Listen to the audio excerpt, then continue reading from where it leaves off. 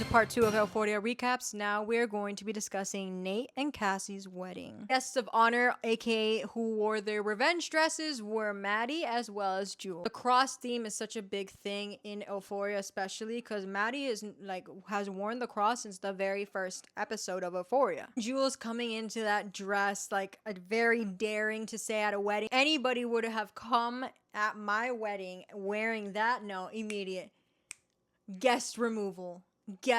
Sue's giving Cassie that pep talk, saying how basically she was so excited for her to walk down the aisle when it was her turn to get married, and how years go by and she didn't know the kind of man she married, and how basically it was just a turn for the worse. Or she actually says I do was kind of iconic for Sue's, because she knows what kind of man Nate is. It's literally a pattern if you think about it. But then Cassie and Nate share their I do's and they officially are married. Now here's where things get actually like crazy beyond. Nate's mother to go up and make a speech and then take like doing digs on Maddie when it's been years like they broke up or whatnot. I'm sorry, man, but you was given obsession.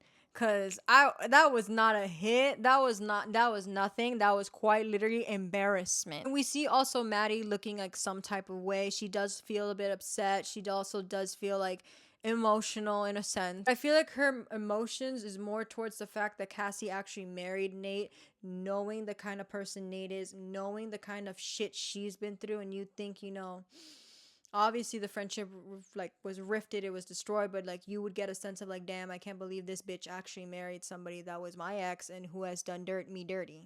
So midway into the reception, Maddie leaves, and we also see that Maddie goes back to her apartment. Now during the reception, we also see the guy that Nate owes money. Mind you, I'm thinking this guy's a mafia dealer or some type of shit, because ain't no way. The way that this guy is literally telling Nate, like, you got lobster tail, you've got champagne up the wazoo, you're spending all this money saying that you're gonna give me my money, but when am I getting it, is the question.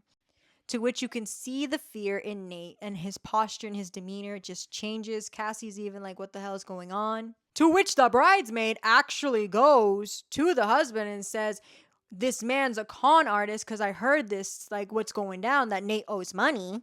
I'm gonna go into a part 3.